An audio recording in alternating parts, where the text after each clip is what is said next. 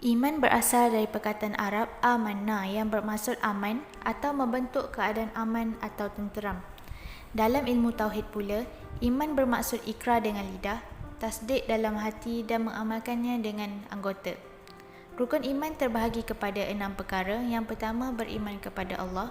Yang kedua, beriman kepada Rasulullah. Yang ketiga, beriman kepada kitab. Yang keempat, beriman kepada malaikat. Yang kelima, beriman kepada hari akhirat. Dan yang keenam, beriman kepada qada dan qadar. Rukun iman yang pertama ialah beriman kepada Allah. Beriman kepada Allah bukan semata-mata menyatakan percaya akan kewujudan Allah Subhanahu Wa Taala, kerana kepercayaan seperti ini sama seperti orang-orang kafir. Orang kafir juga percaya bahawa adanya Tuhan, namun kebanyakan daripada mereka tidak mengenal Tuhannya. Maka, mereka menyembah Tuhan mengikut akal dan logik semata-mata. Bagi orang-orang yang beriman kepada Allah Subhanahu Wa Taala dan perkara-perkara yang didatangkan olehnya, cara penyembahannya adalah berbeza dan mempunyai adab serta syarat-syaratnya yang telah ditentukan oleh Allah Subhanahu Wa Taala melalui petunjuk Rasulullah sallallahu alaihi wasallam. Menyatakan kepercayaan kepada Allah Subhanahu Wa Taala memerlukan keyakinan dan tindakan. Beriman kepada Allah Subhanahu Wa Taala mencakupi 4 perkara. Yang pertama, beriman kepada adanya Allah Subhanahu Wa Taala. Yang kedua, beriman kepada rububiyah Allah, iaitu dialah satu-satunya yang menciptakan, mengatur dan memberi rezeki kepada seluruh makhluknya. Yang ketiga, beriman kepada uluhiyah Allah, iaitu dialah satu-satunya yang berhak disembah. Dan yang terakhir, beriman kepada asma' dan sifat-sifatnya. Hakikat iman kepada Allah Subhanahu Wa Taala adalah satu hakikat besar yang mencakupi seluruh kehidupan manusia. Apabila terdapat iman dalam hati seseorang, maka kesannya akan muncul dalam bentuk amal perbuatan, kegiatan dan perjuangan yang mengharapkan keredaan Allah Subhanahu Wa Taala. Seseorang itu akan taat, tunduk dan patuh kepada perintah Allah Subhanahu Wa Taala, sama ada dalam hal yang kecil maupun yang besar.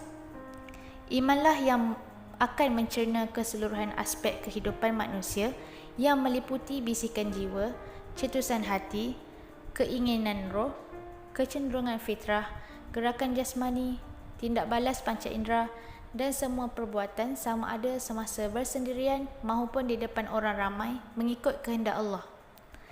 Manusia boleh mengetahui wujudnya Allah Subhanahu Wa Taala melalui perkabaran para rasul, melalui kitab-kitab yang diturunkan kepada mereka serta disokong dengan kajian-kajian terhadap alam. Beriman kepada malaikat. Beriman kepada malaikat iaitu keyakinan bahawa Allah Subhanahu Wa Taala mempunyai malaikat yang dijadikan daripada cahaya yang telah ditentukan untuk melakukan ketaatan dan melaksanakan semua arahan yang diperintahkan. Mereka sentiasa bertasbih malam dan siang dengan tidak pernah merasa jenuh. Para ulama bersepakat tentang kewajiban beriman dengan para malaikat. Maka sesiapa yang mengingkari kewujudan mereka atau sebahagian daripada mereka, hukumnya adalah kafir serta bercanggah dengan Al-Quran, As-Sunnah dan ijma' ulama. Firman Allah Subhanahu Wa Taala dalam surah An-Nisa ayat 136 bermaksud, sesiapa yang kufur kepada Allah, malaikat-malaikatnya, kitab-kitabnya dan rasul-rasulnya, juga hari akhirat, maka sesungguhnya ia telah sesat dengan kesesatan yang sejauh-jauhnya. Seterusnya cara beriman dengan malaikat. Yang pertama, mengakui kewujudan mereka. Mereka adalah makhluk ciptaan Allah yang diciptakan untuk beribadah kepadanya. Kewujudan mereka adalah hakiki.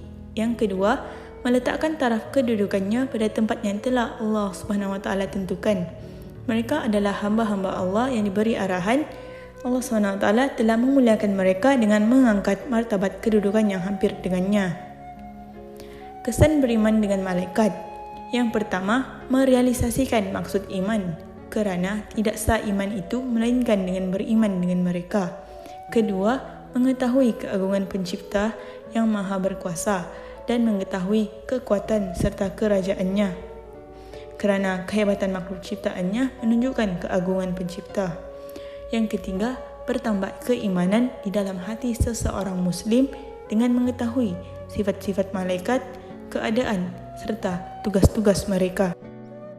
Al-Quran merupakan panduan hidup bagi setiap Muslim. Ia merupakan wahyu Allah yang mengandungi syariat dan ajaran Islam. Al-Quran juga merupakan kitab terakhir yang diturunkan dan satu-satunya kitab yang terpelihara daripada penyelewengan sehingga hari akhirat. Kewajipan beriman dengan kitab telah disebutkan dalam surah An-Nisa ayat 136 yang bermaksud, wahai orang-orang beriman, tetaplah beriman kepada Allah dan Rasul-Nya dan kepada kitab yang Allah turunkan kepada Rasul-Nya dan kepada kitab yang Allah turunkan sebelumnya. Al-Quran mengandungi perintah dan larangan Allah yang mesti kita patuhi. Kita juga wajib beriman kepada kitab-kitab yang telah diturunkan Allah kepada para Nabi dan Rasul dengan meyakini akan kebenaran dan kandungannya. Terdapat 4 kitab yang wajib diketahui, iaitu kitab Zabur yang diturunkan kepada Nabi Daud AS, kitab Taurat yang diturunkan kepada Nabi Musa AS, kitab Injil yang diturunkan kepada Nabi Isa AS, dan yang terakhir Al-Quran yang diturunkan kepada Nabi Muhammad SAW. Beriman kepada Rasul bermaksud seseorang yang yakin dan percaya bahawa mereka adalah utusan daripada Allah kepada sekalian makhluk. Sebagaimana yang kita ketahui, terdapat perbezaan di antara Nabi dan Rasul, di mana Nabi merupakan lelaki yang merdeka yang dipilih Allah yang menerima wahyu untuk dirinya sahaja dan meneruskan syariat yang sedia ada. Manakala Rasul adalah lelaki merdeka yang dipilih Allah yang menerima wahyu dan diperintahkan untuk menyampaikannya kepada umat masing-masing. Terdapat dalil yang menunjukkan kewajipan beriman kepada Rasul dalam surah Al-Baqarah ayat 285 yang bermaksud, Rasulullah telah beriman kepada apa yang diturunkan kepadanya daripada Tuhan dan juga orang yang beriman. Semuanya beriman kepada Allah dan malaikat-malaikatnya dan kitab-kitabnya dan rasul-rasulnya.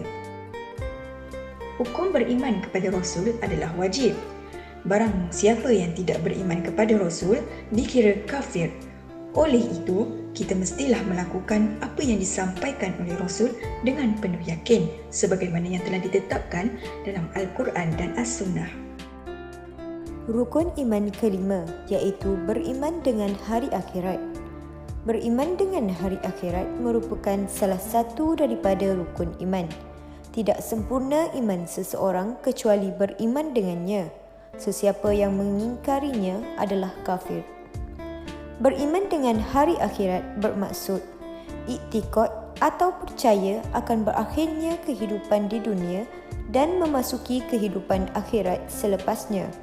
Ianya bermula dengan kematian dan kehidupan di alam barzah iaitu kubur, diikuti dengan berlakunya kiamat, kemudiannya dibangkitkan semula seluruh manusia dan dihimpunkan di padang mahsyar. Selepas itu, mereka akan menerima balasan sama ada ke syurga atau neraka. Firman Allah Ta'ala dalam surah Al-Baqarah ayat 177 bermaksud, tetapi kebajikan itu ialah berimannya seseorang kepada Allah dan hari akhirat. Di antara perkara yang wajib kita beriman dengannya ialah permulaan, iaitu muqaddimah hari akhirat yang telah diberitahu oleh Rasulullah sallallahu alaihi wasallam, iaitu perkara-perkara yang akan berlaku sebagai tanda hampirnya kiamat. Para ulama telah membahagikan tanda-tanda kiamat kepada 2 bahagian, iaitu tanda-tanda kecil dan tanda-tanda kiamat yang besar. Imam Muslim telah meriwayatkan daripada Huzaifah bin Usaid Al-Ghafiri radhiyallahu anhu. Katanya, Nabi sallallahu alaihi wasallam telah sedang kami duduk berbincang, maka sabdanya, "Apa yang kamu bincangkan?" Kami menjawab, "Kami berbincang tentang kiamat." Sabdanya dalam hadis riwayat Muslim, "Tidak akan berlaku kiamat sehingga kamu melihat 10 tanda ini." Maka disebutnya tanda-tanda itu ialah asap, dajjal, dabbah, terbit matahari dari sebelah barat, turunnya Nabi Isa, keluarnya Ya'juj Ma'juj, berlaku 3 khusuf, dan yang terakhirnya keluar api dari arah Yaman menghalau manusia menuju ke tempat perhimpunan mereka, iaitu Mahsyar. Beriman kepada qada dan qadar. Beriman kepada qada dan qadar ialah percaya serta meyakini sepenuh hati bahawa Allah Subhanahu Wa Taala memiliki kehendak, ketetapan, keputusan atas semua makhluknya. Pengertian qada ialah hukum, ketetapan dan kehendak Allah Subhanahu Wa Taala. Semua yang terjadi berasal daripada Allah, pemilik kehidupan. Sebelum adanya proses kehidupan, Allah telah menetapkan apa sahaja yang akan terjadi, sama ada baik atau buruk, dan juga tentang hidup atau mati. Manakala pengertian qadar pula adalah sebuah penentuan yang pasti dan sudah ditetapkan oleh Allah Subhanahu Wa Taala. Seterusnya jenis-jenis qada. Yang pertama, qada mubram. Qada mubram adalah qada yang tidak boleh berubah dengan usaha dan ikhtiar manusia. Contohnya kematian, kerana setiap yang hidup akan menemui kematian dan merupakan ketetapan yang azali oleh Allah Subhanahu Wa Taala. Yang kedua, qada mu'allaq. Qada mu'allaq ialah qada yang boleh berubah jika manusia berusaha mengubahnya. Contohnya rezeki, kebahagiaan, kejayaan dan sebagainya. Hikmah beriman dengan qada dan qadar. Yang pertama, menggalakkan pelbagai jenis ibadah yang soleh dan sifat-sifat terpuji seperti ikhlas, bertawakal, mengharap dan berbaik sangka, sabar dan kuat semangat, menentang perasaan putus asa, redha dengan ketentuan, mengesahkan dan bersyukur kepadanya. Yang kedua, meninggalkan sifat takbur dan bongkak, serta membersihkan diri daripada sifat hasad, murni, pemikiran daripada perkara khurafat dan karut. Ketiga, beriman dengan qada dan qadar juga menjadikan seorang mukmin mampu menghadapi bencana dan kesusahan dengan hati yang teguh serta keyakinan yang penuh dan terus berusaha melakukan sesuatu yang boleh menyelamatkannya. Kesimpulannya, umat Islam wajib mengetahui dan beriman dengan rukun iman. Rukun iman meletakkan satu batu asas yang kukuh untuk seseorang itu mengharungi ujian di dunia ini. Iman juga membentuk kepercayaan seseorang terhadap penciptanya dan mencorak bagaimana seseorang itu berfikir dan membuat keputusan. Oleh itu, seseorang yang mengakui dirinya sebagai seorang Islam atau Muslim wajib beriman dengan 6 perkara di atas.